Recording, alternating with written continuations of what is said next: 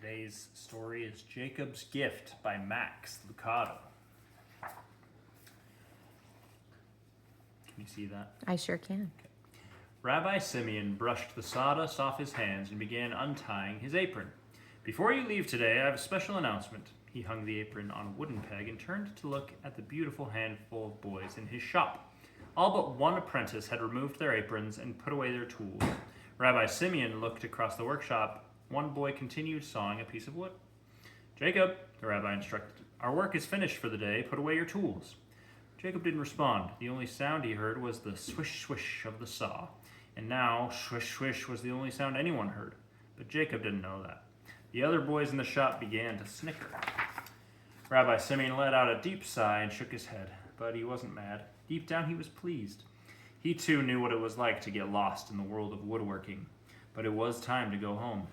Jacob, the rabbi called again, his voice a bit louder this time. The sawing stopped. When Jacob heard no other noise, he knew he'd done it again. Slowly, he placed his saw on the table. I'm sorry, Rabbi, he said softly. Rabbi Simeon smiled. It's all right. Put away your tools and hang up your apron. Jacob quickly cleaned off his work area. With a sigh, he stood and walked across that room, never looking up. This was the part he hated most. Everyone was looking at him. He hung up his apron as the other boys continued to snicker. Jacob's cheeks burned. Finally, the rabbi spoke, and all eyes turned back to him. As I said earlier, my nephew from Nazareth should be here within a few days. He is a master carpenter who knows quality work. He will help me select one of you for a special task. The one who builds the best project will work with me on the new synagogue. It will be me. The words were so strong in Jacob's thoughts. He feared he had spoken them out loud. One day, only days earlier, he'd overheard the rabbi say, just leave Jacob alone with wood and he can do almost anything. Jacob had turned red then too, but that time with pride. I just have to be chosen, Jacob determined. I want to use my hands to help build God's house. It doesn't matter that everyone says I'm so shy. This time, Jacob, did you hear what I said? No, sir. I'll be away for the next 3 days, but you may all use the workshop to finish your projects. As the others began to leave, the rabbi asked Jacob to stay. Again, Jacob felt his cheeks warm. He waited till everyone had left and then approached the carpenter. I'm sorry, Rabbi, he apologized. I'll do better next time. The rabbi motioned for Jacob to sit on one of the stools. Oh, Jacob, you've done nothing wrong. I asked you to stay so I could tell you something. The rabbi smiled, pulled up a stool, and sat down. He placed his big hand on Jacob's shoulder and began. God has given you the gift of woodworking. What is difficult for many is easy for you. Surely you've noticed. Jacob nodded slowly. He had wondered why other boys struggled with the wood to make things that seemed so simple to him. God gives gifts, Jacob. Some can sing, others teach. And you can build. You have a special gift. Have you ever wondered why God gave you this gift? So I can learn to be a good carpenter? He guessed. Well, the rabbi chuckled, not exactly. God gave you this gift to share with others. Let's say you gave a present to one of my daughters. How do you think that would make me feel? Happy? Of course. Even though you gave the gift to my child, I would feel like you had given it to me. God is like that too. When we give a gift to one of his children, it's like giving a gift to God. If you ever have a chance to help somebody, remember what I told you. Now run home and tell your father that I hope he has an inn full of guests next week. That evening at supper, Jacob's father reminded him of the days ahead. We're expecting a lot of business, son. I'll get up early, promised Jacob. I will work on my project in the mornings and help you in the evenings. The next 3 mornings, Jacob crawled out of bed while it was still dark and went to the workshop.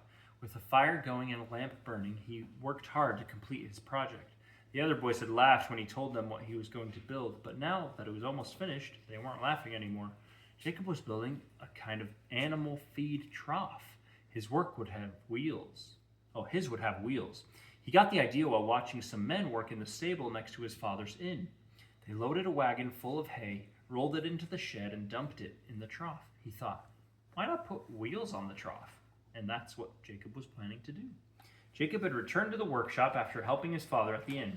Rabbi Simeon will be here tomorrow. I must finish tonight, thought the sleepy boy. Jacob looked at the trough and then at the 4 wheels piled on his workbench. So much work still to do. He was so tired. Maybe if I close my eyes for a few minutes. In In what seemed like the very next moment, a beam of starlight slipped through a crack and fell across Jacob's napping eyes. "What?" he shouted, startled by the sudden light. He had slept through the night? Then he looked out and saw the village showered by a gleaming, shimmering light in the night. Jacob rubbed the sleep from his eyes, and as he walked outside and toward the star that seemed to dance in the sky near his father's inn. Then he heard a strange sound in the stable behind the inn. Quietly, Jacob crept closer. He looked through a knothole in the stable wall. There, in a tiny nest of straw on the ground, was a baby. Beside the baby knelt his mother. A man gently covered her with his cloak. The baby must be uncomfortable on the ground, Jacob thought.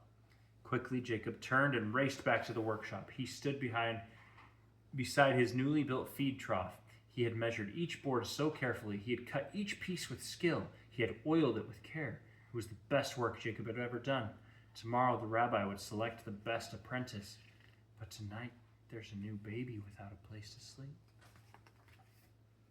"Good morning, boys," said Rabbi Simeon. "This is the big day." Jacob approached the rabbi. Sir, I need to tell you something." "Later, Jacob. We need to get everything ready for my nephew. Here, help me."